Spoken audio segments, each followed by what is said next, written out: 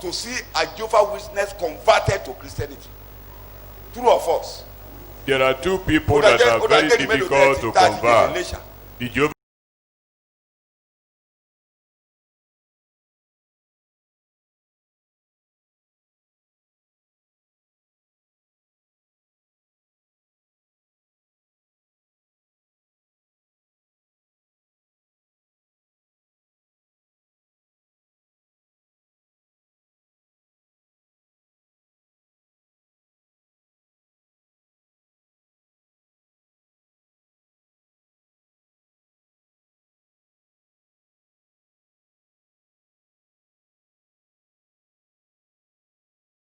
Jesus' name. Amen. Mighty name of Jesus.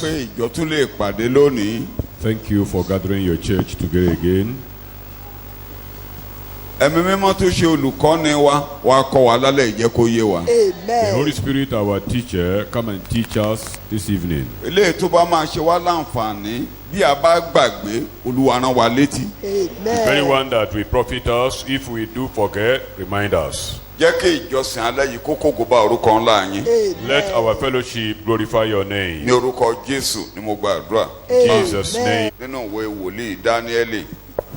We continue with our lecture in the book of Daniel.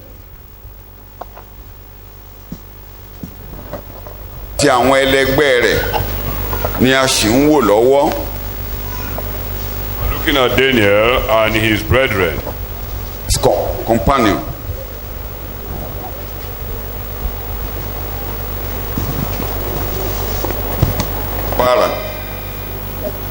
Ọlọ́run tó mọ ohun gbogbo.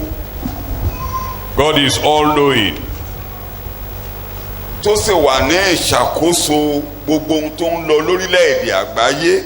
And he is adequately in charge of all the world's events. Kò sí tó ń lọ tí Ọlọ́run ò rí ní There gbogbo is àgbáyé. nothing hidden from the Lord all over the universe. Ẹ jẹ́ ká fi Bíbélì wé gẹ́gẹ́ bí èdè tí Dáníẹ́lì lò. Let's Dáníẹ́lì orí kejì. Daniel chapter 2. Ẹsẹ̀ ìkọkànlélógún dé ìkejìlélógún. Verse 21 to 22. Ó sì ń yí ìgbà àti àkókò padà. Ọlọ́run nìyẹn, ẹ̀dá rẹ̀ nìyẹn. Ó mú ọba kúrò. Ẹ jẹ́ ká máa fòyìnbó gbé wa lọ́wọ́ o. He changes the times and the seasons. Ó mú ọba kúrò, ó sì ń gbé ọba lékè.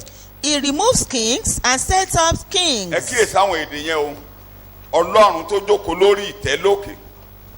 God that sits on the throne on Ló high. máa ń yí ìgbà àti àkókò padà He nínú changes ayé. time and seasons Ó in máa the ń yí world. ìgbà àti àkókò padà fún ọmọ ènìyàn. And he restores time and the seasons to Ó man. máa ń yí ìgbà àti àkókò padà fún orílẹ̀-èdè kankan. He changes it adequately for various nations.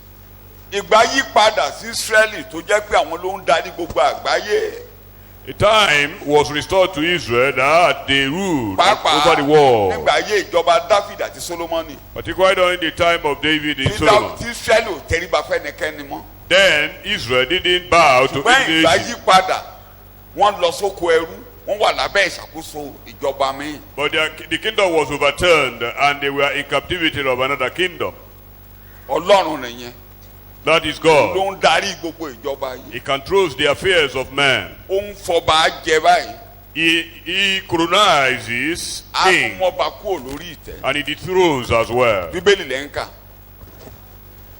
Ó sì ń fi ọgbọ́n fún àwọn ọlọ́gbọ́n àti ìmọ̀ fún àwọn ẹni tí ó mọ òye. He gives wisdom to the wise and knowledge to those who have understanding. Ìyẹn ni pé ènìyàn kan ò lè rónkóhun gbà bí èdè bàbá Jòhánù láì jẹ́ pé àfihàn látọ̀run wá. Nobody can receive wonderful and good things except it's given from on high. If anybody thinks he's wise Ó tún láre kérekè. or Ọlọ́run that mọ̀ he is sí. cunning, God is wiser than he. Ọlọ́run mọ̀ sí. God knows about Ló it. ṣe máa ń mú àwọn ọlọ́gbọ́n nínú àrékérekè. That's why he captures Ọlọ́run the tí a ń subtle bá in lò their nìyẹn. subtlety.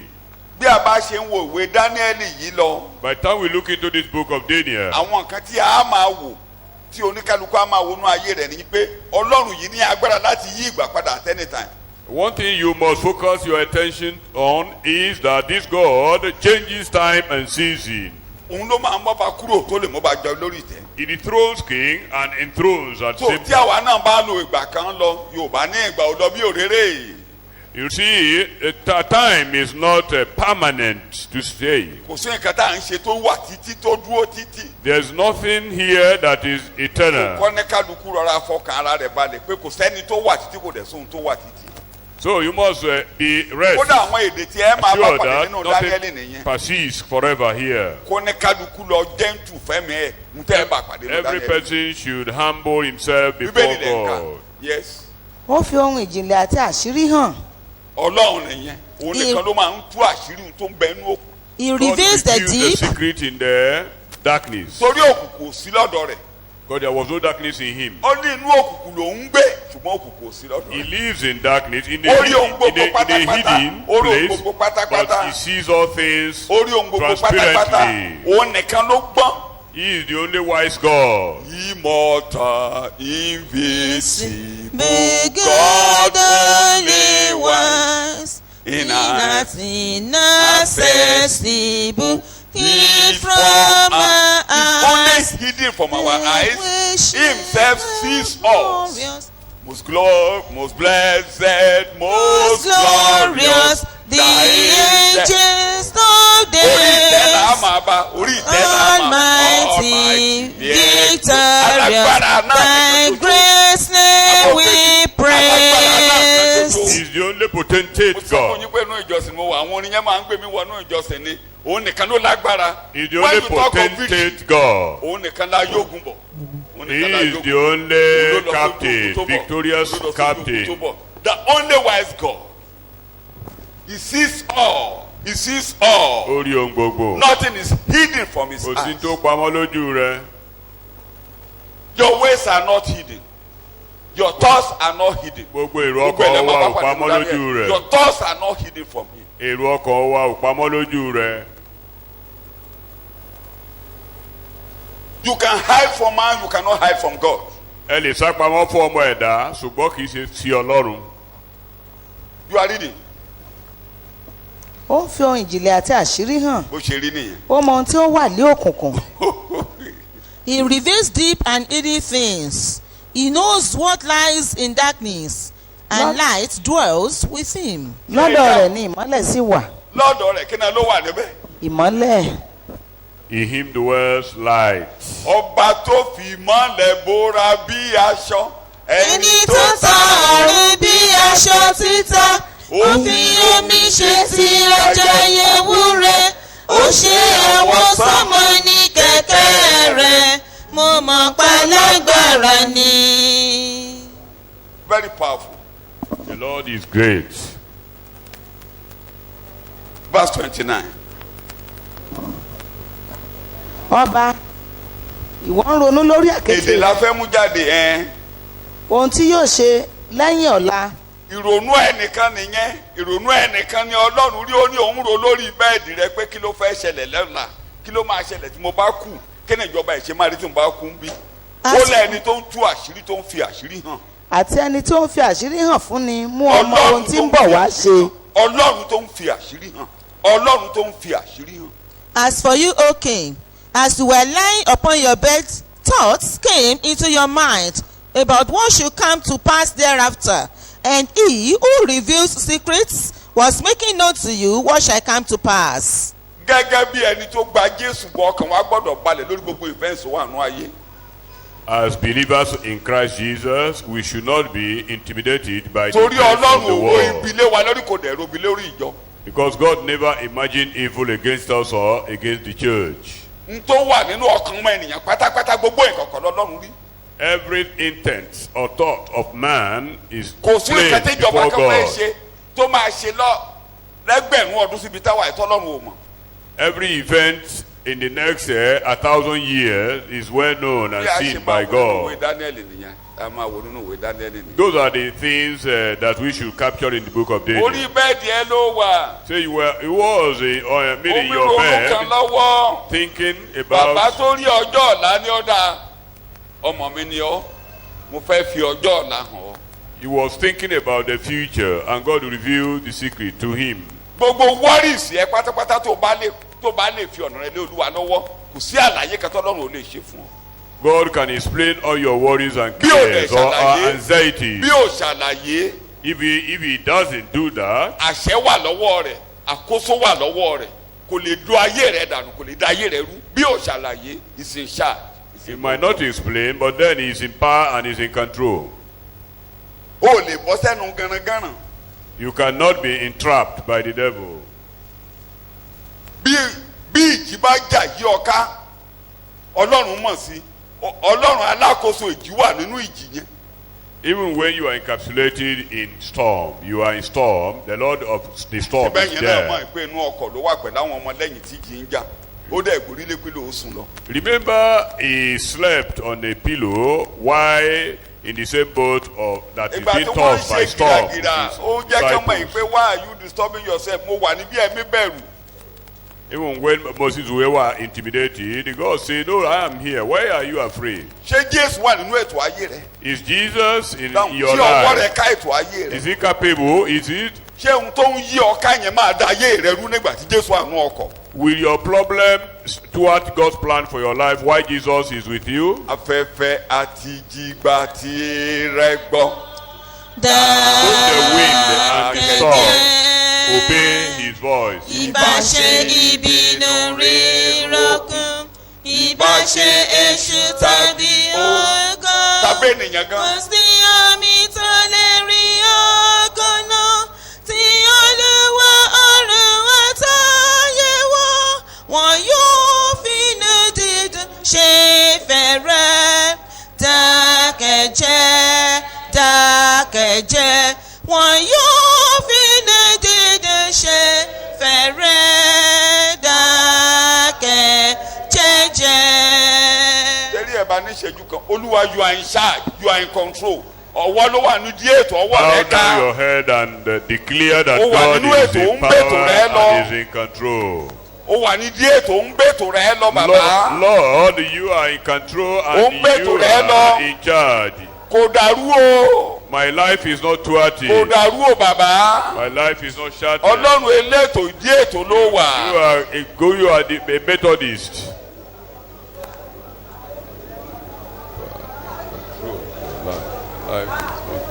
Jésù Olúwa wa. À ń wo mi àti pọ̀pọ́ mi, à ń wo Musa Anka Genesis Abọ́sẹ̀ Sódù. Gbogbo àwọn arákùnrin tí tó bá Joseph kọ́ wọ́rin nínú ìrìn àjò, Joseph kú, gbogbo àwọn ìran yẹn kú pátápátá, wọ́n kú pátá. Gbogbo àwọn ọmọ tí wọ́n kó ti ilẹ̀ Kénáánì wá, wọ́n kú kò kẹ́yọ ẹnìkan. All the generations that reigned together with Joseph in Egypt, all of them died in installment. Ìgbà tó wá yá, Eventually, ẹ máa wo Ọlọ́run, wọ́n ní ọba kan jẹ tí kò mọ. then there arose a king that knew not Joseph. Ìtẹ́ gbogbo ilẹ̀ Egypt wá dojúrú nítorí Ísírẹ́lì. The entire nation of Egypt got overturned Ẹ wá rò because pé of Ọlọ́run Israel. ń bá wọn jà lọ́wọ́. It appeared as if God was fighting against them. Ọba tó jẹ lórí ìtẹ́, There was a king on the ó throne. ní ẹ jẹ́ ká fi ọgbọ́n bá wọn lò. Say, let serpentine Ó ní him wọ́n the deal pọ̀ with jù wá, them. wọ́n dẹ̀ lágbára jù wá. Because they will multiply and become mightier than we do. Ẹ jẹ́ ká fọgbọ́n ṣe. Let's do Ó it ní tó kú bá subtly. dé àwọn ará bíi máa darapọ̀ mọ́ta. Because eventually these people will connive with our enemies to attack Ọlọ́run mọ̀ us. sí èrò tó mí rò nínú. God knew his thoughts. Ọlọ́run dẹ̀ fi ọwọ́ sí èrò rẹ̀ kó kárí ọ̀hún. And God endorsed his program. Torí ìwọ gan ni mo yàn. Mo yàn You are the actual one Mo I gbé ọ kalẹ̀. appointed. Mo mọ̀ọ́mọ̀ gbé ọ kalẹ̀. I torí pé mo deliberately fẹ́ fi agbára appointed mi you. hàn. Mo fẹ́ fi títóbi mi hàn Because nípasẹ̀ I want to rẹ̀. demonstrate my greatness and máa power lọ in gbọ́n Egypt. àrékèrèkè rẹ lọ. Continue with your subtlety. Mo gbé ọ kalẹ̀. I established. Tó o I bá put you gbógun down. sí ènìyàn mi ò ní ráyè fi agbára mi hàn ní gbogbo ayé. So without you surrendering your life Ọkàn ìbàdàn tó bá to the jẹ́ ìwọ ló devil, gba I'll not be able to Jésù. fulfill Tó o my rí gbàdàn tó ń program. rìnrìn àjò lọ sọ́run. Mo ti sọ lọ́jọ́ Sunday màá máa ké tí ẹ là dáadáa. Kò sóhun tó lè dá yí ẹ̀rú níwájú Ọlọ́run ẹlẹ́dàá. Actually, there's nothing that can thwart God's program for your life. Ẹ̀rí ọgbọ́n rẹ̀ tó ta ẹ̀yin náà ẹnu ká gbé ẹ̀mọ gbọ́gbọ́n. You look at how he dealt with them cunningly. Ó kọ́kọ́ ó fiṣẹ́ pa wọ́n lára. He made them to serve with rigor. Yorùbá ní adánilóró kí ló ń ṣe kí ni. But he was training them in this guy. Training them. Ọlọ́run ló láti train wọn káwọn ọmọ má yọ̀lẹ́ kí má yọ̀lẹ́. Joseph ń bọ́ wọn ìṣiṣẹ́ nígbà tí Joseph wà bí wọ́n kàn ń jẹ wọn ọ̀fẹ́. Ó yá kọ́ wọn ní ogun jíjà. God was training training them, giving them Django training. Wọ́n bẹ̀rẹ̀ sí kọ́lé, Military wọ́n ṣiṣẹ́ training. bí àkàrà. And they labored rigorously. Èrò ọkàn rẹ̀ yẹn gẹ́gẹ́gẹ́ tó lóun fẹ́ ṣe yẹn. Ọlọ́run wàá jẹ́ kó mú ìdáwọ́lé rẹ̀ ṣẹ. Ìdáwọ́lé ọ̀tá ò ní ṣe lórí ayé rẹ̀. But that evil intention of the king was not eventually fulfilled. Kí lè èrò ọkàn rẹ̀? So shall the Lord do Kó to dín your wọn enemies. kán dínkù. You want to reduce them drastically. Ìyẹn wàá bá àkọọ́lẹ̀ tọ́lọ́run kọ lórí Ísírẹ́lì jẹ́. And that will spoil God's pronouncement of multiplicity on Israel. Ntọ́lọ́run ti sọ wọ́n fẹ́ bàjẹ́. Àkọọ́lẹ̀ tọ́lọ́run sọ lórí ayé rẹ̀ kò sóhun tó máa bàjẹ́. God's documentation about your life cannot be thwarted. Say Ọmọ that. ẹnìkan ò lè bàjẹ́. The devil, the enemy Ọmọ ẹnìkan ò lè cannot dojú thwart ẹ̀rù. it. God's plan and purpose for your life.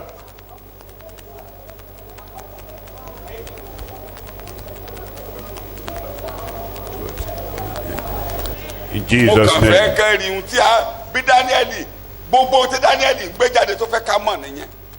All these are the mysteries that the book of Daniel projects. Ó máa á gbé àwọn ọlọ̀tẹ̀ àwọn burúkú á gbé wọn kó lórí àga. He removed rebels off the throne and bring in. Ẹ̀yin náà mọ̀ tàwọn agbègbè. Look at the issue of the midwives in Egypt. Kò sí ìkẹ́tẹ́jú fẹ́ ṣe tó ráyè ṣe. He disturbed the Kò lè devil. ráyè ṣe, kò lè ráyè ṣe. The devil will not fulfill his enterprise. Ara lè ní ọ. You might be afflicted or Ṣùgbọ́n kò in ní pa ọ distress, lára. but you will not be Kò harmed. ní nípa lára kan. You will not be harmed. So má bẹ̀rù ìpọ́njú má bẹ̀rù wàhálà tó bá ń là kọjá. Don't be afraid of storm Kò or lè yí harassment ètò of the padà. devil. Ètò ẹni bá fẹ́ yí ètò padà Ọlọ́run ló fẹ́ bá jà. Anyone that intends changing God's program for your life is technically fighting against God. Dáníẹ́lì tó kọ̀wé yìí. The Daniel, the writer of this book, Abi he was born nígbà tí ọba Josiah ń ṣèjọba.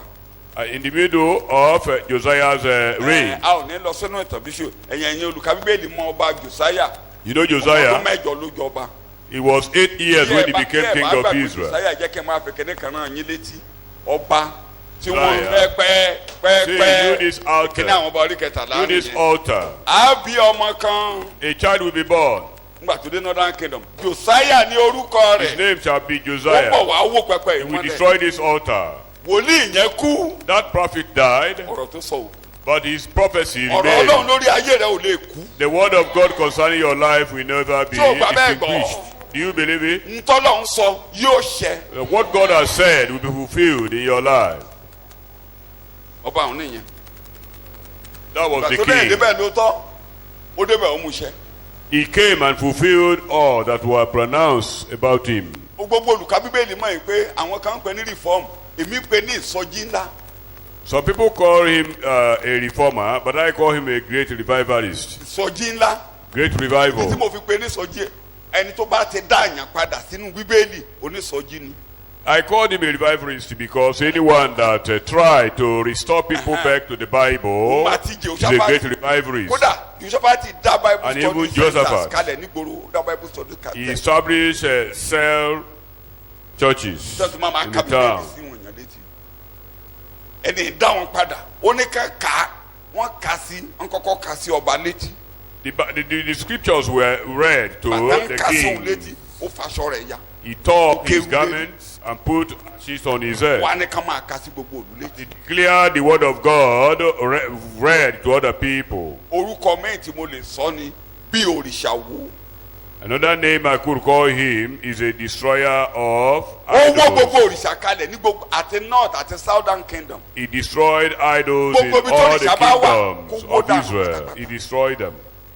Ọba àwọn èèyàn. That was the king. Àkọọ́lẹ̀ bíbélì jẹ́ ká rí wípé bí Dáníẹ́lì ò bá mọ Jeremáyà sójú ó gbọ́ ìsọtẹ́lẹ̀ Jeremáyà torí wọn ò tẹ́ kọ bíbélì nígbà yẹn ó gbọ́ sétí. According to the documentation of Bible scholars, we discover that if Daniel didn't know Jeremiah, he might have heard about Jeremiah, because by the time he was documenting, the Bible has nínú not Daniel been orí described. ìkẹsàn-án In Daniel chapter 9, ẹsẹ̀ ìkejì in verse 2, ẹ rí àkọọ́lẹ̀ tó kóòtù yẹn he quoted kò the sí book bíbélì of tó ti máa Jeremiah. kà á ṣe ló gbọ́. There was no scripture where he could quote that directly. He ẹ̀ka might have, orí he might have kẹsàn-án heard ẹsẹ̀ it. ìkejì yẹ ní ọdún kìíní ìjọba rẹ̀ bẹ́ẹ̀ ni lé èmi Daniel fiyèsí láti inú ìwé mo fiyèsí láti inú ìwé iye ọdún iye ọdún. nípa èyí tí ọ̀rọ̀ Olúwa tọ̀ Jeremáyà wòlíì wá pé ọ̀rọ̀ wo ló tọ̀ Jeremáyà wá? Ọ̀rọ̀ Jeremáyà Olúwa. orí ìkẹẹ̀dọ́gbọ̀n ẹsẹ̀ ìkejìlá.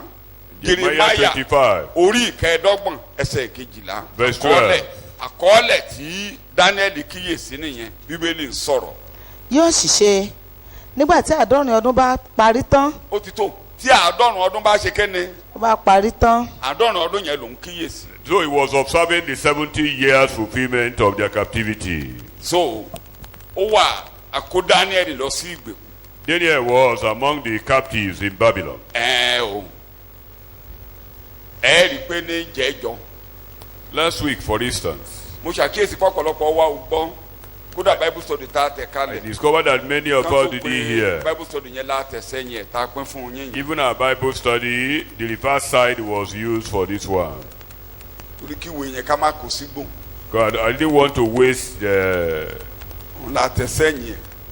the àṣà outlines.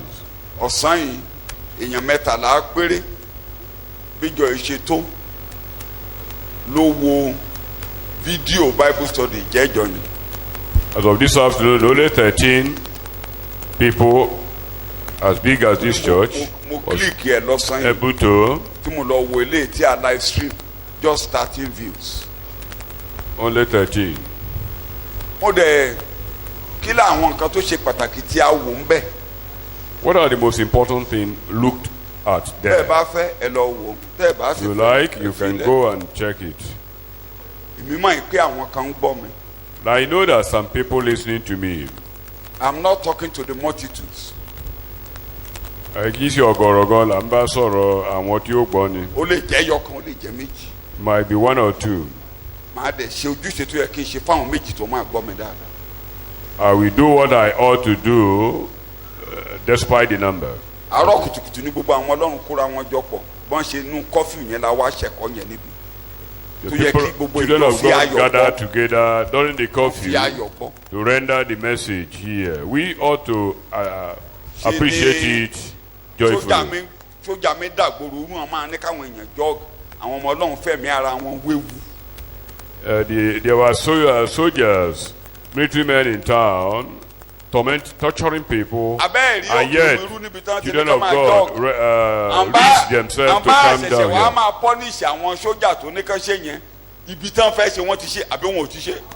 Even if all the soldiers involved in torturing the people were eventually fired or àwọn kan wà náà dealt ẹ̀rọ̀fọ̀ with, tí the wọ́n evil yí had nínú been ẹ̀rọ̀fọ̀ perpetuated. àwọn yòókù jókòó There sórí were ilẹ̀. people who were loading inside truck.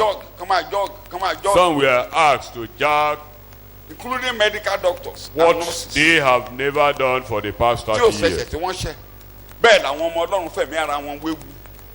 In the midst of it, children of God reached them, realized wọn to àdáhùn sí come. wọn pé kì í ṣe àwọn tó ń gbé bí o àwọn èèyàn wá lọ́nà jíjìn tán wá bá mi People ṣe come from a very far distance. kódà oní fídíò mi ó forí làgbòrò kọjá wá bí. The person that catches the video came from a very far ọlọ́run á pẹ́ distance. wọn léèrè o The Lord will reward them. ọlọ́run á pẹ́ wọn léèrè o Lord will so reward ṣe ló them. yẹ ká fayọ̀ gbọ́. Supposed to embrace àwọn it ọmọ joyfully. àwọn ọmọ ọba tí wọ́n kó jáde láti ilé ọba àti ìṣẹ̀kọ́ yẹn ní ìjẹ́ẹ̀dógún ni wọ́n kó lọ sí ìgbèkùn tán ní kán kó wá sáàfin ọba bábélì. The princes or nobles from the king palace were ordered to come into the adẹ̀rí pé palace àwọn of ọmọ Babylon. wọ̀nyí wọ́n mọ̀wé tẹ́lẹ̀ wọ́n ti kọ́ wọn níwèé láti ilé wọ́n ti lọ́gbọ́n wọ́n ti kódà tábà wá gbé wọn májẹ̀mú tuntun àwọn ọ̀dọ́ tó ti rí gbàlà sínú wọn yè kóró. That these people have been taught in their town before coming to Babylon. So we can orí yẹn la ní interpret it to be those who are born àwọn again. ibi tí àwọn ọmọ wa máa dé lọ́la èyí wọ́gàn ò tí mo ibi tó máa dé tó ti máa balẹ̀. So in this wise, we don't know where our children will get to tomorrow, and including you. àkókò tó lágbára jù tí a ò lè rí recover tí a bá ti lò ó ní àkókò ọ̀dọ́ tí a bá ti lò dáadáa kò sí nǹkan tá a fẹ́ ṣe ká fi recover ẹ̀ mọ́. The youthful age, if not properly made use of, can never be recovered again.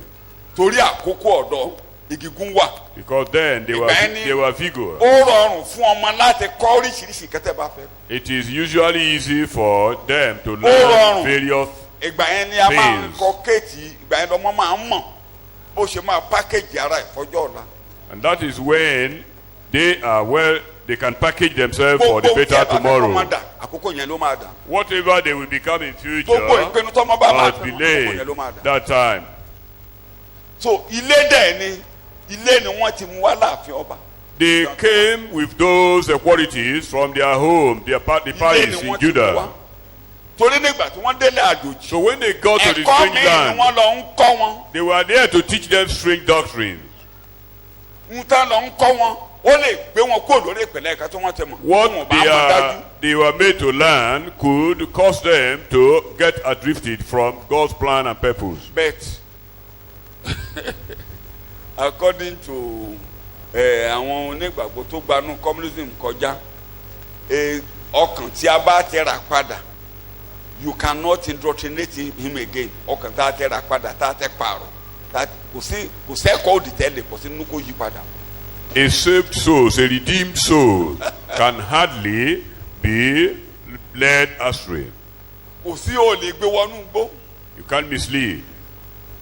kò sí ohun tó lè pọ̀ sí lórí kó yí ọkàn rẹ̀ padà o lè yí ọpọlọ rẹ̀ padà o lè yí ọkàn rẹ̀ padà. There is no indoctrination, there's no impartation that can change his heart. Àwọn communists somebody like Watchman Nee, Richard Wurmbrand wọ́n sọ ṣe ètò pé ká sọ pé Jésù ìṣolúwa.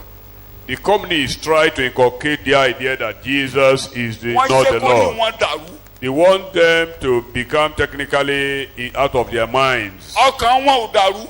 But their hearts were wọ́n not jẹ́ ìṣèkan fún Watchman Nee tó jẹ́ pé We're not àdúgbò ti thwarted. ta pé Watchman Nee sọ pé Jésù ìṣolúwa láàrin ìṣẹ́jú méjì tí atẹ́gùn fẹ́ sí báyìí ó lóun kọ́ ló sọ bẹ́ẹ̀ ó ní Jésù lolúwa títí ayérayé. They even tortured Watchman Nee to the point that they tried to drug them to say that Jesus was not the Lord, but they failed in all. so ọkàn tá a tẹ̀ra padà. A redeemed soul. so ó ṣe pàtàkì sàtífíkẹ́ẹ̀tì ìgbàlà ò sí lọ́wọ́ ẹnikẹ́ni láyé ọwọ́ Jésù nìkan ló wà. Only Jesus owned the certificate of salvation. ṣùgbọ́n a lè gbé ọmọ sí àyíká ibi tí a ti tètè rí gbàlà. But a very conducive spiritual environment for salvation could be made by man. a lè kọ́ ẹ̀kọ́ sọ́mọ lórí tó fẹ́ máa rí gbàlà. We can teach a child how to be born again, or what will help him or her to be born ẹ again. jẹ́ kí n yàbàrà. ní Let me gbogbo àgbáyé digress ní in the gbogbo whole àgbáyé world. lójú tó mọ́ lónìí. In the whole world, and Jehovah's Witness converted to Christianity. True of us. there are two people that are very difficult to convert. The Jehovah's Witnesses. ó dá jẹ́rìí mélòó tá a jèrè Iléṣà. How many Jehovah's Witnesses do we have in Elisha? kó o rí ọmọ tí a jẹ́rìí bí And kó o dẹ̀ mú kó o sọ pé o jèrè ẹ̀sìn ìrere ọmọ tá a jẹ́rìí bí. for wọ́n rí o kò pọ̀. a Jehovah's Kí ló Witness fà á? child to be born again, you might see, but kí wọ́n friends ṣe pé wọ́n ní can't. ìgbé ayé wọ́n jókòó ti ẹ̀kọ́. Not wọ́n jókòó because ti they Bíbélì. have wọ́n jókòó ti Bíbélì. Lifestyle that conforms mùtọ́dẹ̀ with the jókòó ti yẹn Bible. ẹ̀kọ́ òdì ni wọ́n kọ́ sórí ọmọ. so wọ́n ti mú ọmọ láti kékeré wọ́n máa ń mú ọmọ lọ sóde ẹ̀rí abẹ́ ẹ̀rí àwọn ní òde ẹ̀rí wọ́n ti mú ọmọ lọ sóde ẹ̀rí láti kékeré wọ́n ti pọ ẹ̀kọ́ òdì yẹn sí lórí wọ́n ti kanda ha orí ẹ̀ ẹni máa há kúrò agbẹ̀yànjú. The children have been indoctrinated from childhood, even taking the children ẹ̀pà wo là wá ń sà lórí witnesses. ọmọ tiwa. What role do we play orí concerning our ọ̀fẹ́ children? Ọlọ́run ló máa ṣe ẹ̀nípa àṣà ànípa àṣà ànípa àṣà àwọn kejì Islam Then, though we know God does that, God does for salvation, but we have a very great role to play. The other people or other sect is Islam, Muslims. ìdí tí Islam fi lé. What made that of Muslim very àwẹ̀ difficult? ọgbọ̀n ọjọ́ tá ń gbà yẹn tẹ̀yìn rò pé bóyá ẹ̀wẹ̀ erémọdé yẹn ni. That ọgbọ̀n very ọjọ́ yẹn 30 days fasting and prayer. wọ́n á kó ọmọ sínú rẹ̀. Their wọ́n á children bẹ̀ máa are kéwù sí involved. létí. And they kept on 30 days. chanting year. their prayer to the brain, to the system of the children for 30 days.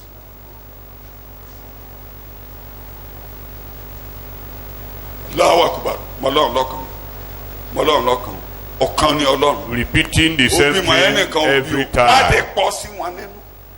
All these are kí ẹ wá transferred dédé into ní their pé Ọlọ́run subconscious mind. Gbogbo àtàjèrè àti Muslim ẹ̀kọ́ kan náà jọjọ nílé rí àyè.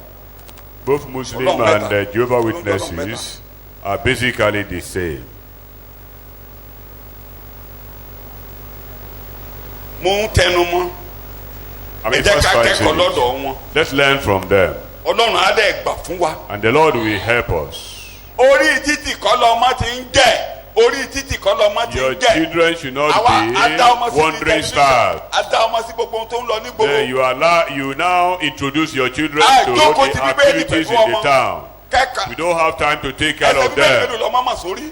How many verses of the Bible do your children know? ṣọ́ọ̀ṣì láti kọ́ wọn ẹsẹ̀ mélòó làwọn rẹ̀ kọ́ sórí nínú How ilé. many verses of the Bible tán bá fún wọn ní have Sunday your school children? lesson ǹjọ́ ń rìvíw ẹ̀ nílé ǹjẹ́ à ń rìvíw Bible Do study you nínú review ilé? the Bible Pékélé study ẹ̀gbọ́n with ṣọ́ọ̀ṣì your lónìí. children at home? Pékélé ẹ̀gbọ́n lónìí. Have you ever to ask them what they inú ọdún have? ẹ̀ báyìí tiẹ̀ ti dàrú pátápátá ìgbà tí bàbá gan ò gbẹ́kọ̀ kí lọ́mọ ṣe fẹ́ gbẹ́kọ̀ tí ìyá ò gbẹ́kọ̀. This year had been technically ó lágbára lọ́pọ̀lọpọ̀ ó lágbára overturned lọ́pọ̀lọpọ̀. because even the parents they do not have time to hear how much kòró more gan the ti gbé children. bíbélì lọ nínú ilé. The Corona era has swept off the Bible from bẹ́ẹ̀ home. dẹ̀ rèé ayé rọrùn ju ìgbà tí àwa àwọn ṣì ń bímọ láti ka bíbélì sọmọ létí. And Torí the only privilege or time we have is when we are still young bíbélì ti children. wà lórí fọ́nrán káàkiri gbogbo àgbáyé. Now today, Kò the sí èdè tí Bible èdè is tẹ̀ka. there on air anywhere. ọdíò rẹ wà fún ní gbogbo èdè You have the audio, you have the video. translation ti pọ̀ àwọn There èdè are kan tí several a translations. nígbà tá a ṣẹ̀ṣẹ̀ gbàgbọ́ gan tí Queen's English tó ẹ pé orí ọ̀fẹ́ pé a ṣe literature ní grammar school ló fi ń yé wa ní Queen's English tó o bá ṣe literature tó o bá ka Shakespeare bíbélì King James ò lè yí ọ. When we got born again, we only focus our attention on King James, which is Queen's English, and the language here is very difficult, except one is familiar with Ṣùgbọ́n lónìí Shakespearean writings. wọ́n ti túmọ̀ bíbélì lédè tó rọ̀ tó dẹ̀ jẹ́ wípé ọ̀gọ̀ọ̀rọ̀ ẹ̀ kò jìnnà púpọ̀ sí King James version. Today, New King James version ti jáde. so many translations have simplified the English Standard Bible. version ti We jáde. have New International version ó pọ̀. various versions Allman today. Standard Christian Bible gbogbo àwọn yẹn ló súnmọ́ King James dáadáa. So many of them very close to King James. You have parallel Bible that you have so many translations you can read together. Parallel Bible ìkan ló wà ń bẹ̀ yẹn ìkan ló wà lọ́wọ́ mọ̀mọ́ yẹn translation mọ́ni ló wà lọ́wọ́ mọ̀mọ́ yẹn 4. So kò sí tó Yorùbá audio Yorùbá ti wà lórí. You have the Yoruba audio, you have Yorùbá ti Yeah. tún yàtọ̀ sí Yorùbá tá à ń kà gan tẹ́lẹ̀ wọ́n ti simplify ẹ̀ wọ́n ti ṣe léde Yorùbá òde òní. Yoruba also have a modern version. Ǹjẹ́ ẹ mọ̀ yín pé Chains Reference Bible Thompson Chain Reference Bible mo mọ ẹni tó translate ẹ̀ sí Yorùbá ẹ̀gbọ́n ọ̀rẹ́ mi tí àjọjọ ń kọ́ wọ́ọ́rìn tí mo sọ pé kò má rí títí dèsè tó ń ṣiṣẹ́ ń Ghana yẹn ẹ̀gbọ́n ẹ̀ ló translate Thompson Chain Reference Bible tó translate ẹ̀ sí Yorùbá. The person that translated the Thompson Chain Reference Bible happened to be an elder brother of my friend of mine who is in Ghana today. So Ọlọ́run á ràn wá lọ́wọ́. And the Lord help us. Ń tẹ́yẹ bá jẹ ló máa ṣe kéde o. Ariwo tí mo You pa dáadáa are ní weighed ìjọba by what nìyẹn you o. have inside. Yẹn làwọn ọmọ yẹn gbé lọ sílẹ̀ ìgbèkùn. That was what those children took to the wọ́n land of tayọ. captivity. Lórúkọ They Jésù ẹ̀ tayọ. exceed. May you exceed in Jesus' name. Daniel orí kìíní ẹsẹ̀ kẹfà sí Daniel kejì. chapter 1, verse A ò lè parí ẹ̀. 6 to 7. Bẹ̀tibẹ̀ láti máa mẹ́kọ̀ọ́ tí a ń bá lọ. Daniel orí kẹ́ni ẹsẹ̀ kẹfà sí ìkeje. Daniel chapter 1. Bíbélì ǹjẹ́ nínú àwọn wọ̀nyí ni Dáníẹ́lì, nínú àwọn ọmọ ọba yìí ni Daniel tó bá lè Ananiah, yé yín ẹsẹ̀ karùn-ún ló ti bẹ̀rẹ̀. Daniel ẹ máa kà á. Ananiah, Yes. Misaeli àti Asariah Ẹ máa kíyèsí láti o. inú àwọn ọmọ Júdà. Láti inú àwọn ọmọ Judah. Among these were the children of Judah, Daniel, Hananiah, Mishael, and Azariah. Kò tán. Àwọn ẹni tí olórí àwọn ìwẹ̀fà sì fi orúkọ fún, bẹ́ẹ̀ ni ó ń pe Dáníẹ́lì ní Bẹ́sásárì àti Ananiah ní Sadraki àti Misaeli ní Mesaki àti Asariah ní Abednego. The chief of the eunuchs gave them names. Daniel he called Belteshazzar, Ananiah he called Shadrach, Mishael he called Meshach, and Azariah he called Abednego. Ọ̀rọ̀ orúkọ. Dáníẹ́lì ìtumọ̀ orúkọ rẹ̀ lédè Hébérù ni pé Ọlọ́run ló ń ṣẹ̀tọ́ tàbí Ọlọ́run ni onídàájọ́. The Daniel in Hebrew simply means that is God the justifier or God the rewarder. Òun nìkan ọwọ́ rẹ̀ nìkan ni ètò ayé wà. He alone controls Òun the nìkan program ló máa of the ṣẹ̀tọ́ world. fún gbogbo ènìyàn lábẹ́ ọ̀run. He is the one that will reward Orúkọ ńlá all tí in the gbogbo world. onígbàgbọ́ gbọ́dọ̀ mọ̀ kó kalẹ̀ nínú ọkàn wa wípé Ọlọ́run nìkan ló lè ṣẹ̀tọ́ fún un. Ẹnìkan ò lè fi ẹ̀tọ́ rẹ̀ God gbé is tọ́lọ̀ the bá tó. judge. Only God can judge. Ó ní ìgbélékè kò tẹ ìlà oòrùn wá. Promotion Kò tẹ comes ìwọ̀ not oòrùn wá. from the Psalm 75 north or nìyẹn. south. Ó ní Ọlọ́run ni onídàájọ́. Kì í But ṣe pé kó God dájọ́ kó gbé ọsọ́run àpáàdé is ẹnìkan tó lè the ṣòótọ́. judge. Olóòótọ́ nìkan tó máa ń ṣẹ̀tọ́ fún gbogbo He is a ènìyàn. righteous Ó judge. máa ń gbẹ́ nìkan ga, ó máa ń rẹ nìkan He sílẹ̀. exalts Orúkọ one Daniel. and demotes others. So kò sépa tí ọmọ ẹ̀dá kan lè sà wọ́n lè ṣẹ̀ ọ́ kán ṣe búburú sí ọ kò sí ẹnìkan tó lè ṣe ìdájọ́ òtítọ́ nínú ayé níbí àfọlọ́run ẹlẹ́dàá. Nobody can give justice in this world than only God So of heaven. ẹ̀tọ́ rẹ tó jẹ́ ẹ̀tọ́ rẹ Ọlọ́run nìkan ni ò lè fẹ́tọ́ rẹ jù ọ́. Your right or your privileges can only be given to you by kò jáàkì God. ara rẹ tán bá rẹ ọ jẹ Sometimes when you are cheated, don't worry about it ọwọ́ so Ọlọ́run much, nìkan ni ẹ̀tọ́ rẹ wà. because your own rightful belongings Bí is èdè from bí God. èdè Ísírẹ́lì táwọn wo Jacob tí àwọn wo ìgbà táwọn fẹ́ ẹ̀tọ́ rẹ jù Ọlọ́run ni ò jẹ́ kó nípa lára Ọlọ́run nìkan ló sàn.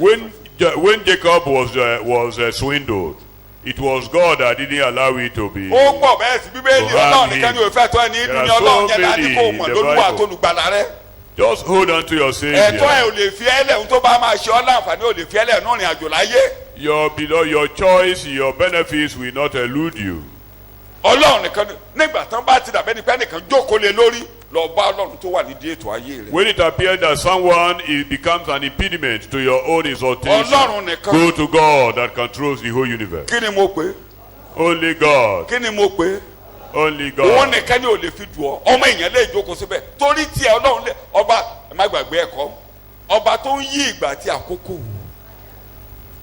Bẹ́ẹ̀ni nítorí tiẹ̀ láti mú ẹ̀tọ́ rẹ tẹ̀ ọ́ lọ́wọ́ má bẹ́ẹ̀ nìkẹ́ni jà. God can remove anybody who happen to be hell-bent at torturing you or hindering your progress. Just make sure you hold on to God. Ọlọ́run lè jẹ́ ká gbófin kan jáde nítorí tiẹ̀ nìkan ṣoṣo. Because of you, God might allow a certain enactment to come to play. There are several examples. Ìjọ tó o bá máa ní ìdí nǹkan tó máa ṣe ẹ́ láǹfààní téèyàn bá jókòó lé lórí ó máa jáde níbi tán bá fi hàn. The very day you will need your own benefit from where it had been hidden for long, it will emerge. Orúkọ yẹn bá Dáníẹ́lì kọ́ wọrin nínú ìrìn àjò. That name accompanied Daniel in his journey. Ó bá kọ́ wọrin. It accompanied him. Ó kó fọkàn ẹ balẹ̀. Lágbájá ni làkàṣègbè ni. Relax your Ọlọ́run tí ì fún mi spirit. ní. If God gives you, it will come. Ọlọ́run tí ì fún mi ní. Kó bá ti jẹ́ pé tèmi ni ó ń bọ̀. If it is mine, the axe blade will Ohun float. tó yẹ mí. Ní ìrìn àjò. àjò All that Gbogbo rẹ̀. are meant for me. Ó on ti the kó journey. lé mi lọ́wọ́. The Lord will Bá a ṣe láti láti fàyà jíṣẹ́ bàbá torí ó ti rán. Ó ọkùnrin kan ṣáájú mi. ìbéèrè tó máa béèrè ni pé ṣé kíní wúlò fún mi nínú ìrìn àjò lọ sọ́run? tí ò bá ti wúlò kì í ṣe tèmi, tó bá ti wúlò ó máa tẹ̀ ọ́ lọ́wọ́. The question is, if that thing is of help to you, definitely it will come your way. àkókò tó bá wúlò yẹn gangan ló máa dé. The very prompt time that you need it will kò come. tí ì dé torí kò tí ì wúlò rẹ̀ o sì lè rò pé wúlò rẹ̀ ó yẹ kí n ti lò, kò tí ì tó àkókò. jẹ́ kí mi yá èdè bíbélì lò. àkókò kíkún oore ọ̀fẹ́ yẹn tó máa rí gbà ò tí ì dé, kíkún yẹn ò tí ì dé. If you are yet to get it, it means the time has not properly come. But when the time comes, it will come your way. Yahweh acted graciously. Ọlọ́run olórí ọ̀fẹ́. So, Ọlọ́run olórí ọ̀fẹ́. Ananiah in Hebrew means the God of grace or the gracious Ọlọ́run olórí God. ọ̀fẹ́. The grace of God, the grace of God or God of ẹ̀yin náà mọ̀ grace. túmọ̀ rẹ̀. ojú rere. You know that's favor. ohun tí a tọ́ sí. What we never ipò marry. tí ò yẹ. The position we never marry. ohun tí a ò lágbára àti ṣe. What we are not able to ẹ máa wo do bó as ṣe bá wọn man. kọ́ wọn rìn. Look at how God accompanied them. ó bá wọn kọ́ wọn rìn. Look at the way God accompanied them. ohun tí a ò lágbára àti What ṣe. we are not humanly able to do. ojú rere Ọlọ́run. The favor of ipò God. tá a lérò pé a lè dé. Where we thought we never be. orí ọ̀fẹ́ Ọlọ́run ló mú ní í The ṣe. grace of God made us to be there. Míṣáélì ta ló dàbí Ọlọ́run? Misha, say who is like unto Làbá fi God? ọ́ wé ta ló lè bá ọ dọ́gba? Who is equal to alágbára God? nìkan. The only potentate sójà God. lọ́rùn lọ sàlà bá fi bẹ́ẹ̀ ni ọwé. òkòríta tó jẹ́ pé àwọn orúkọ yẹn ń jà àwọn orúkọ yẹn ń ṣiṣẹ́ nígbà tó máa ń fi nǹkan míì wí Ọlọ́run ẹlẹ́dàá ń tán pè wọ́n yẹn tán bá ti lé wa á jáde Ọlọ́run á jáde pẹ̀lú wọn gẹ́gẹ́ bí akọni ẹlẹ́rù. The names given to these children became practically their lifestyle and changes their situations. ẹ rí gbàtà kó wọn sínú náà lérú. Look at when they were in the Tán fẹ́ fiery kó wọn lọ. furnace. àwọn ọmọ yẹn máa dáhùn wọ́n ní ìwọ ọba. When they were to reply the king, ìwọ ọba. they say, you king. níbi tó sọ̀rọ̀ dé yẹn nígbà tó bá sọ pé ta ni Ọlọ́run náà tí yóò gbà mí When tí the yóò king, gbà yín. when the king say, who is that God that will deliver you from my hand and from the fire? ó morúkọ mi ni Say, don't you know my ó name? morúkọ mi Don't ni you know my name? ó mọ̀ pé Míṣáélì ni mo bá ti My lé wá name ni is Misha. níbi tó o bá dé yẹn The point at which you are now, àwa ò ní tẹríba fún èrè rẹ we will not bow down to your idol, a ò dẹ̀ ní jóná and we will not be burnt. bó wá kù ká jóná a ò ní tẹríba But if we were Ọlọ́run tí to be àwa ń burnt, sìn we yóò will gbà not wá bow. ṣé Our Ọlọ́run tẹ̀ God yóò gbà will ọ́ deliver us from your hand and from the fire. Will your God deliver you? orúkọ tán bá ti lé wá nìyẹn That happens to be their name from home. ẹ̀kọ́ yẹn ti yí àwọn tó sọ wọ́n lórúkọ. The people Ẹ̀kọ́ yí àwọn tó that, sọ that wọ́n lórúkọ kan tó christened fún wọn lórúkọ. them knew the importance of the name. gbogbo àwọn ọmọ yẹn ló dẹ̀ mọ̀ túmọ̀ orúkọ And tán all the jẹ́. children, they were aware of the interpretation of their names. táwọn náà dẹ̀ ti fi ń gálọ́ọ̀bù tán fi ń jọ́sìn. And they've been agbára Ọlọ́run dẹ̀ tẹ̀ fún fellowshipping wọn. and celebrating the names in all their life. Asaria activities. Asaria Yahweh has help Ọlọ́run olùrànlọ́wọ́ yóò ràn mí lọ́wọ́ nígbà tí Azariah ìbá lè ràn mí means lọ́wọ́. God our helper. nígbà tí ìrànlọ́wọ́ èèyàn bá No. dópin When human á jáde helps, sójú ọgbọ́n ẹ lọ́ wo wọn ó rí bẹ́ẹ̀ àbí kò rí bẹ́ẹ̀ God comes out ó rí to bẹ́ẹ̀ help àbí kò them. rí bẹ́ẹ̀ It tí ẹ was, bá mọ̀ tán wọn ẹ ṣáà lọ wo if you don't know their history, iná ìléru yẹn nìkan láwọn mẹ́ta go and look at Daniel chapter 3. mọ́ wọn lára pátápátá. You will see the picture of their lives. ó yé wọn dáadáa They understood it. ẹ̀kọ́ yé wọn ẹ̀kọ́ yé bàbá ńlá wọn tó sọ wọn lórúkọ Their àwọn náà their ẹ̀kọ́ fathers wọnú ọkàn wọn who gave them names understand jẹ́ kẹ́kọ̀ọ́ yé ọmọ láti lé doctrines. Let your children capture the doctrine of the Bible from home. tán kán ọmọbi tán lọ ni ọmọbi tán lọ ṣé wọ́n gan lè ogéjì lọ́dọ̀ tó máa rìn bó ṣe wù wọ́n ọmọbi tán máa yà sí lọ́la. Do you know where your children as youths will get to mo tún tún tomorrow? sọ wọ́n gan ò tẹ́ mọ̀bi tó máa dé. Even you who happen to be matured a little bit, you don't even know the end o of tẹ́ mọ̀bi tó your... náà máa of your life. tapọ́ọ̀tì wá sí. God can distort things for you. àmọ́ bí tí Nàìjíríà ń lọ àbó mọ́. We don't even know where this country is heading to. o mọ ibi tó fẹ́ land sí. Those things happening in the town, you cannot predict conclusively. àbúrò pé EndSARS ti parí.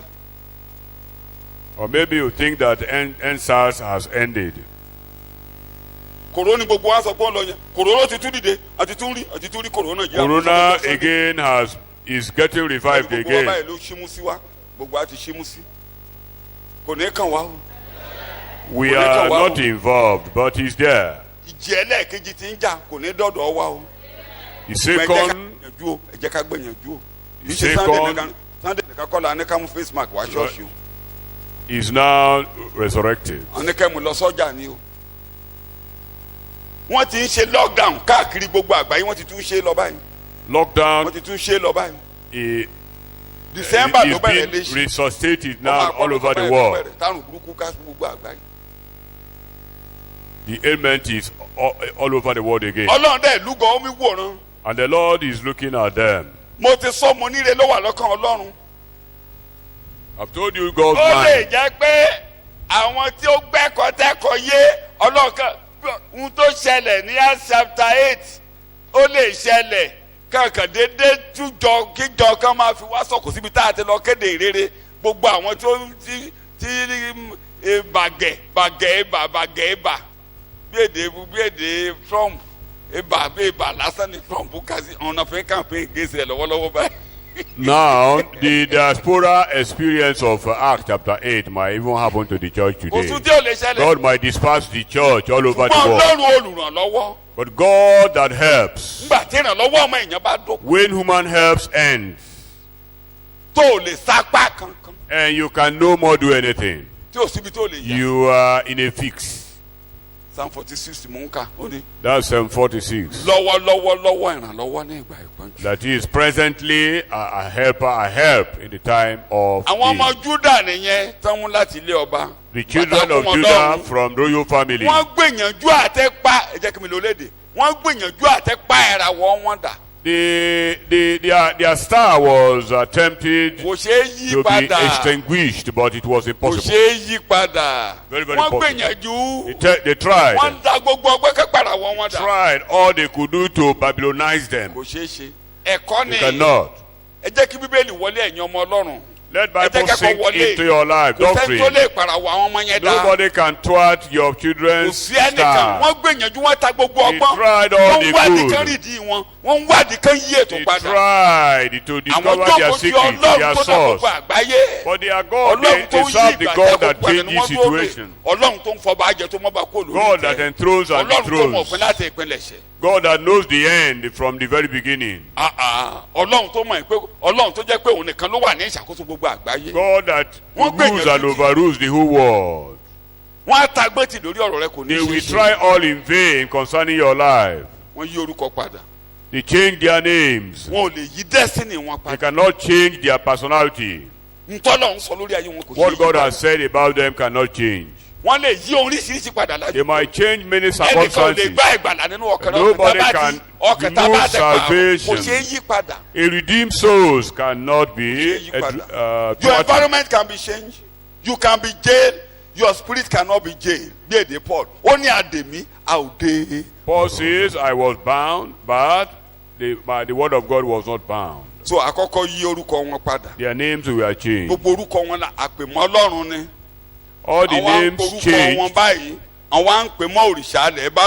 their names, they were given names associated with idols of Babylon. That is, associated with the various gods of Babylon. All those Shah and El has to do with the gods of Babylon.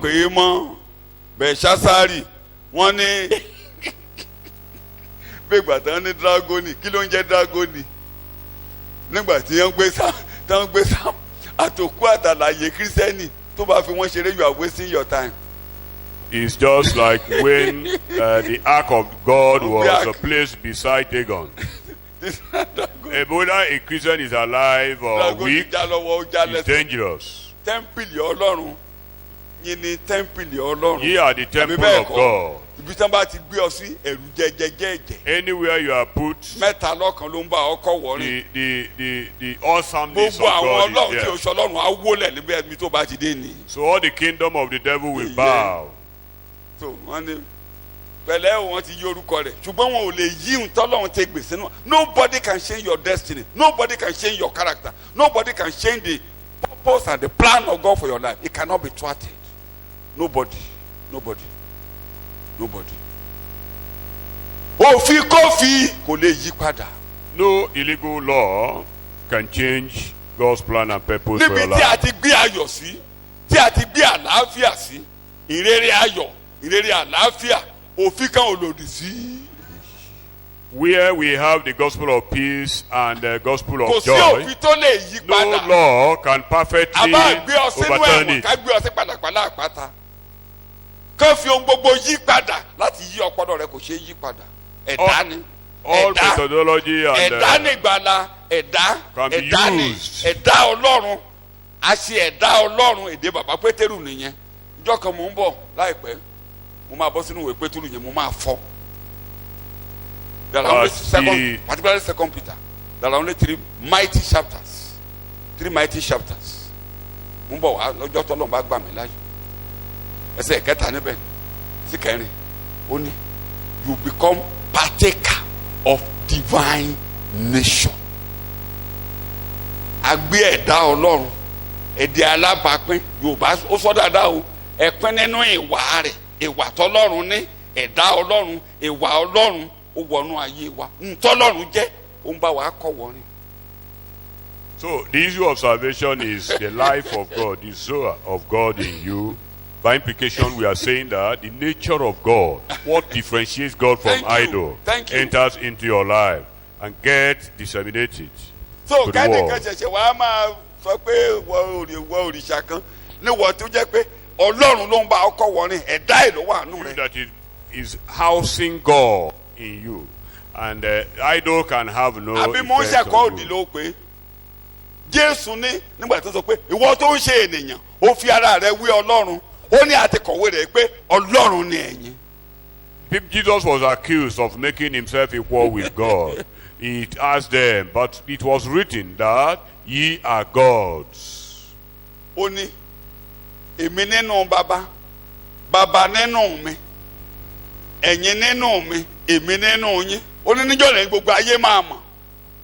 I am in the Father in me, you are in me, and I in you. We get dissolved together. Ọkùnrin mẹ́ta pàdé rẹ̀ lọ́nà á mú ẹ̀bùn rere wá. The Trinity, we get Wọ́n into your fà á life. mọ́ra. Tètè fàmọ́ra o. Ọkùnrin mẹ́ta ló máa bá ọkọ wọrí. The Ọkùnrin mẹ́ta tó pàdé Abraham. Ọkùnrin mẹ́ta tó pàdé Saul lójú ọ̀nà. Bàbá, ọmọ àti. The Trinity will be your companion. So àwọn tí mẹ́ta lọ́kàn bá kọ́ wọrí náà ṣẹ̀ṣẹ̀ wá sọ pé Trinity náà wá accompany lọ them. fi wé òrìṣà. So that you cannot use any name associated with idol to change their destiny. Wọ́n pe according to Allman Christians study Bible ó ní wọ́n pe Shadrach túmọ̀ sí aláṣẹ àkú òrìṣà kan ló ń jẹ́ bẹ́ẹ̀.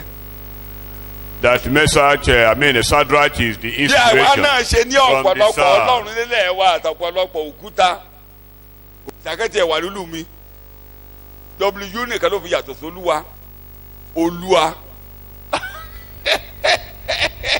We have also an idol in my town that almost Bẹ́ẹ̀ jẹ́ resembles pé God. ènìyàn. But that is practically nothing like that.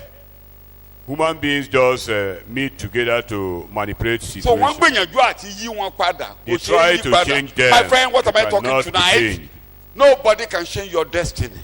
Nobody can change the character of God from your life. The nature of God. The nature of God. Ẹ̀dá Ọlọ́run nínú ayé wa kò sẹ́ni tó lè Working pààrọ̀ with ẹ̀. you. Nobody can change Kò it. sẹ́ni tó lè pààrọ̀ ẹ̀. Circumstances cannot overhaul that. Nǹkan tó yí wa ká ò lè dojú ẹ̀ dé. Má fi ṣọ́ọ̀ṣì ṣe ẹgbẹ́ jẹun tẹ́ ẹgbẹ́ lọ. Have a personal relationship. It's a relation with God. It's a personal contact. O gbọ́dọ̀ faranu Jésù kì í kàn ṣe pé bóyá ẹ̀ ń wá so òun la ṣe ń sọ̀rọ̀ òun la ṣe ń pè ní ìpààrọ̀ àyà. That's why we call it a change of heart. mo ń sọ lọ́jọ́ Sunday nígbà tá n ka Sam pàdé mi ní Sunday tó ń bọ̀ mi ò ti parí ẹ̀kọ́ yẹn àkórí ẹ̀ ni mo tú nígbà tó òrùn bá tẹ̀lá àtú ọ̀dá tábà ti tú ọ̀dá ilẹ̀ tó ń rìn àsọjú ilẹ̀ dọ̀tún. When the righteous, the Son of Righteousness is done in you, you are remade, and everything about you becomes new. àkọ́kọ́ ṣe ẹ̀dá yẹn nínú rẹ̀. The nature of God will be created in you. tó tú ọ̀dá oòrùn yẹn That very tó máa sọ ojú ilẹ̀ tó máa lórí ẹ̀ tá a sọ dọ̀tún. We change every situation about you. kò sí ẹ̀gún kan tó wà lórí ilẹ̀ lórí Ádámù tó lè bá a jà mọ́. No curse pronounced on Adam will be effective in your life again. ọjọ́ búburú ti parí lọ síbi àgbélé. Evil days are gone. tó bá ti kábẹ́lì là máa yí ọ̀sẹ̀ ọkàn rẹ̀ á máa The more you read the Bible, you understand the scriptures. jẹ́ kẹ́ gbé gbogbo àfọ̀ṣẹ ayé yẹ̀yẹ́. Let all incantations and divinations be gathered against you all over the world. jẹ́ kẹ́ dúró sẹ́yìn kúlẹ̀ They will not succeed. They will not succeed. wọ́n á kúkú ìyàdànù. mo ní wọn máa ṣe.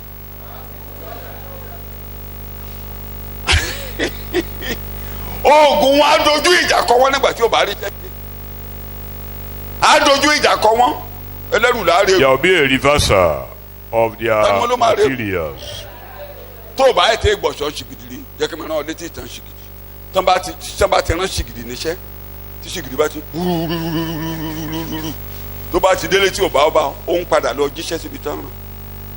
If a bewitched statue is sent to you and it comes without getting the victim, it will reverse. And as a Christian, you cannot be attacked by any sent bewitched statue. ọ̀dọ̀ ẹ̀ ló ń bọ̀ àfi tó bá tètè ta mátàsé tó ràn lọ bò mí ó gbọ́dọ̀ jíṣẹ́ tán rán. Because that very monster must fulfill his mission. mo tún sọ ohun tó ń jẹ́ ògìgù nìyẹn tó ń jẹ́ májèlé tàbí ògìgù tó bá ti rán níṣẹ́ is going to do the job tó rán but it's coming back to your family to fight. our report so ojú méjì ni oògùn ní ajá lọ so ẹ lọ máa ta ẹ ṣaagun ẹ máa sá ẹ máa jáwé ẹ máa sá ẹni tó ń sá á máa jà lọ á jà padà. Actually, when you are involved in divination or in incantation or any magical operation, you might be recording successes, but eventually those demons will come back and pay you the last visit. 6 and 7 book of Moses, so-called book of Moses. Those people are using those magical books called 6 and 7 book of Moses. Is a devilish book that anybody that is familiar with it or any house where it is found, they are found, is bound to be desolate. You put it in a house, the house is in trouble. How much more? People might be deceiving you, certain incisions on you, and many other amulets. 201 ìgbẹ́rẹ́ ni. Mọ tó ń jẹ́ gbẹ́rẹ́ ẹ̀yìn ọ̀dọ́. Blade tuntun tó sharp, nasset tó jẹná. Wàá gbórí ẹ̀ kalẹ̀ báyìí. Wọ́n á fi sí báyìí. Ẹ̀jẹ̀ á tú 200 times and 1. When you are given 201 incision on your head to avert evil. Ìtumọ̀ ẹ̀ ni pé gbẹ́rẹ́ yẹn tán bá ti ń dárúkọ ẹ̀ níbi tó ń ṣèpàdé ìbílẹ̀ olórí inú kan máa kú kí wàhálà máa bá wọn. Ṣùgbọ́n àwọn tí ó ń bá yẹn tó bá ti ń gbé lá máa jábọ́. The implication is that as many that gather against you anywhere, tó o bá rí gbàdá kó wọnú orí ọ̀fẹ́ tó bá ti o lè ṣe rere kan láyé tó bá ti gbé a máa jábọ́ wọn bá ti dáwọ́lé a máa jábọ́.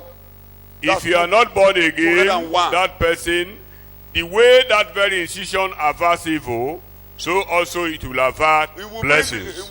No blessing will come your way. So it's two-edged operation. Bí o ṣe jẹ́ kí ibi bá ọ bẹ́ẹ̀ ni ó ṣe máa dènà ire. As it prevents evil, so it will ward off blessings. Gbogbo ẹ̀ bàbá gbọ́ àtàwọn mòlí alábẹ́ aṣọ tó ń fún yín lógìgùn tó ń pe lómi àdúrà ájà lọ ájà padà. Even the ògìgùn ni wọ́n ń ṣe ògìgùn làwọn wòlíì yín ń ṣe ògìgùn ni wọ́n ń ṣe. Even the anointed water and soaps given by false prophets, all these are refined charms. They wash your head with charms called modern soap.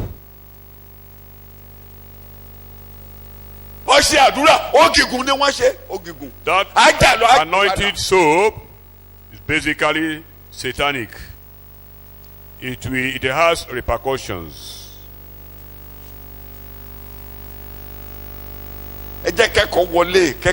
Accommodate God's doctrine. Our God is great. These people, remember, there was no experiential salvation. They were only sticker to the law of Moses. How much more that God dwells in us? They were judged by Abraham's covenant. But he that is greater than Abraham, even the creator of Abraham, is in us and with us. You can round off. So wọ́n yí orúkọ padà, ayé wọn ò yí padà. Ìtumọ̀ name change. Number one. Destiny not. Èkíní tán bá ti kó ọ nígbèkùn. When you are in captivity, when Joseph was in bondage, in captivity, immediately he was given a name.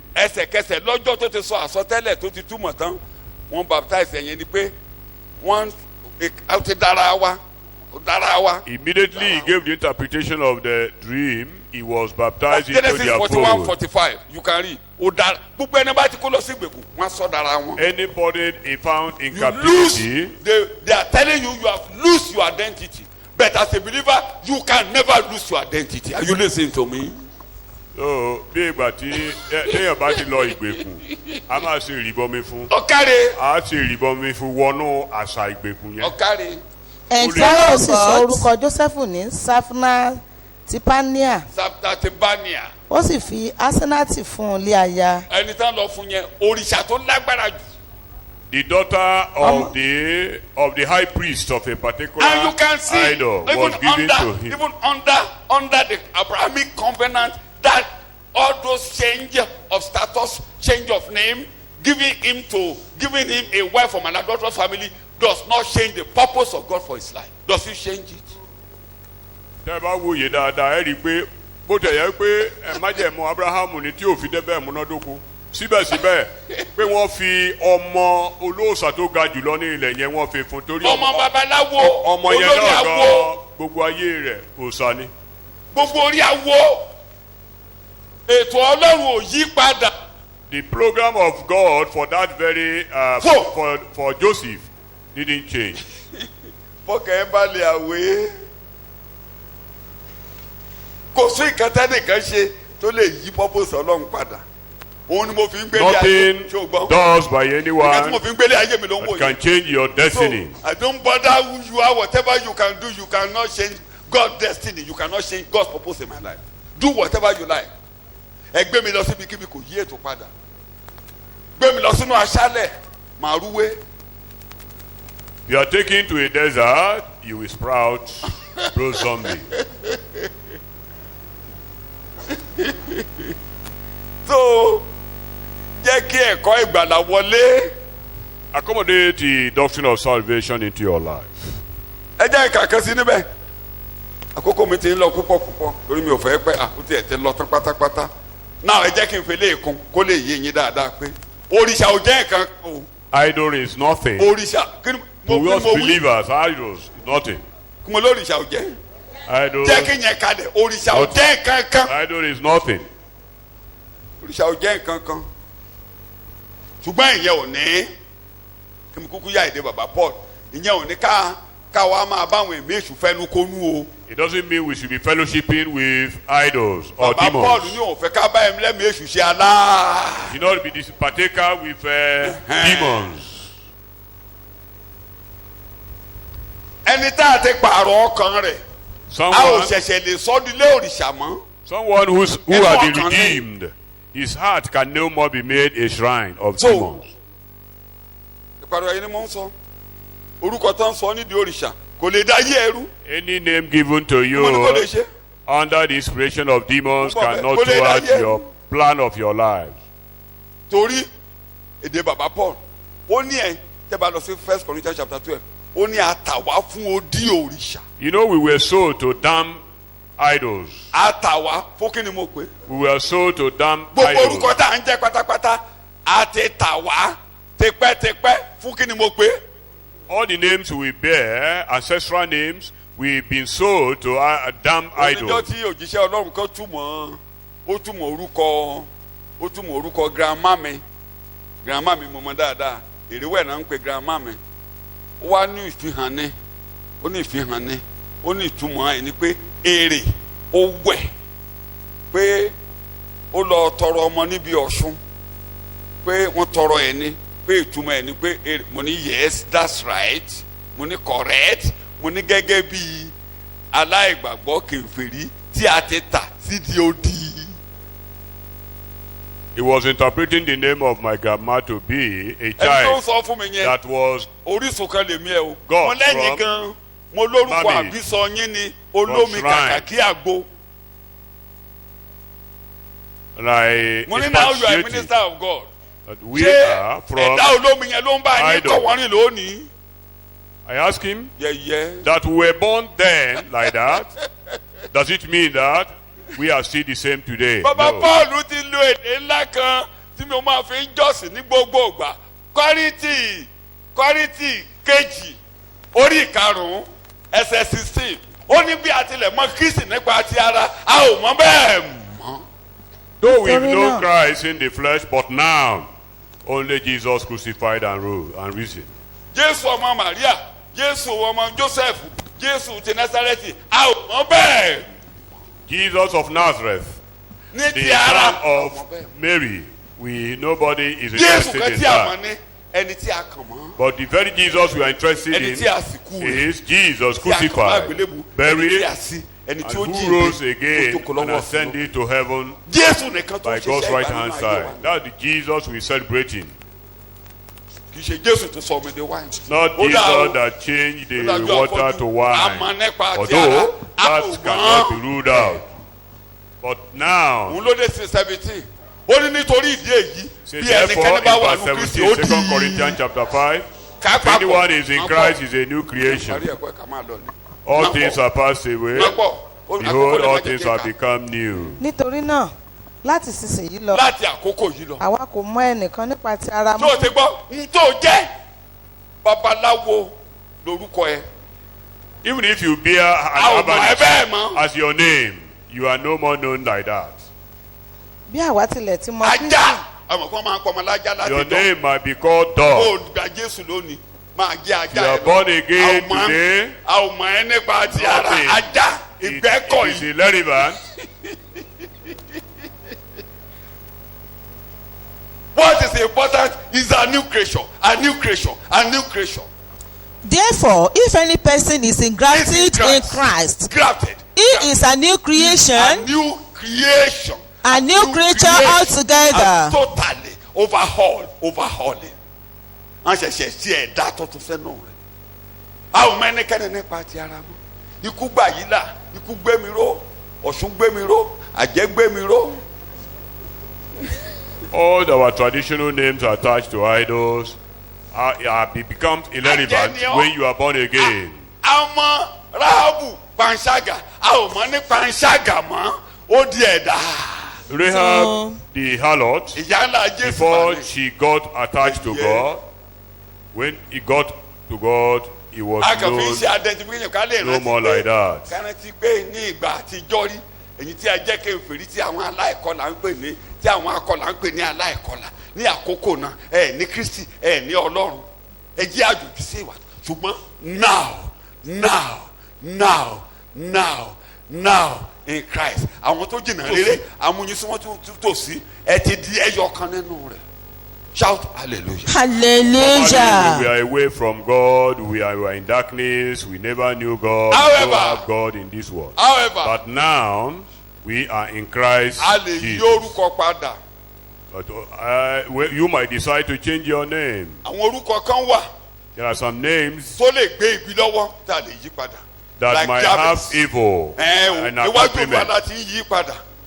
Mo ti Jabez ṣe yẹn automatic ni tó bá gba Jésù. What Jabez ìwọ náà tó did jọ níwájú Olúwa. becomes automatic. Ìpọ̀nrí orúkọ tó bá wa kọ́ You wọn can ni tó go mú to ìfi wá. God to overhaul your name, particularly when Wọ́n ní wọ́n bí nínú ìbànújẹ́. have a terrible Olóòlùwà influence. òpin dé bá mi ò ní mọ Jabez ìbànújẹ́. went to God to Gbogbo ohun tó lòdì sí wa go to the cross, his name. go to the cross, go to the cross. Tó bá ti wá síbi àgbélébùú mo ṣe é kégbè sí ẹ̀ kẹ́ máa ṣèjẹ́wọ́ yẹn. When you get to the cross, gbogbo àkọọ́lẹ̀ tó lòdì all contrary pronouncements against your life have been nailed to the cross. You'll be taken off your way and nailed to the cross.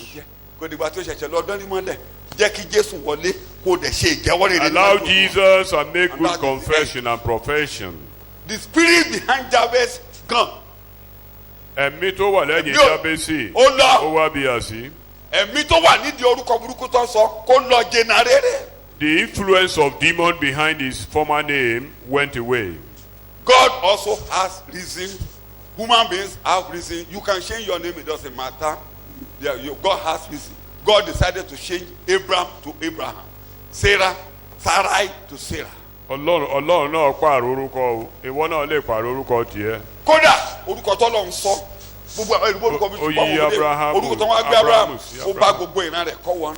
Bàbá ọlọ́mọ yọ̀yọ̀, ìyá ọlọ́mọ yọ̀yọ̀. Replenishment was pronounced on him, So and that accompanied all his progenitors. Reject it.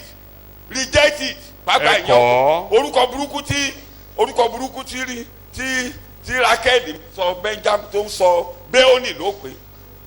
The name that Rachel wanted to give to Benjamin was rejected by Jacob, and that it was established that way.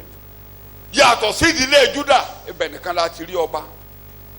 That the tribe of Judah mọ́kànlá nù méjìlá Júdà nìkan ló ń jọba ṣùgbọ́n àjọba ní Benjamin ọmọ wọ́ọ̀tù.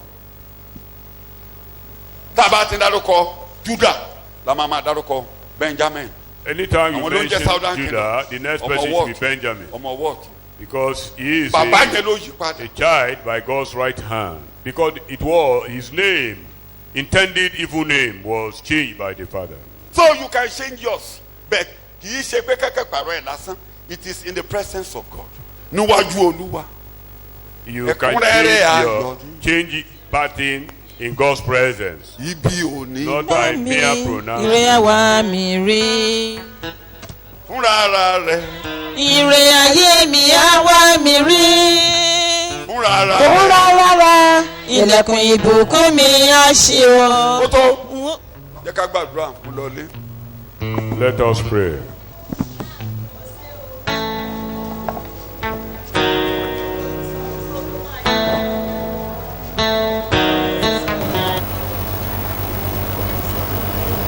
Pray that you give us understanding of your word in Jesus' name.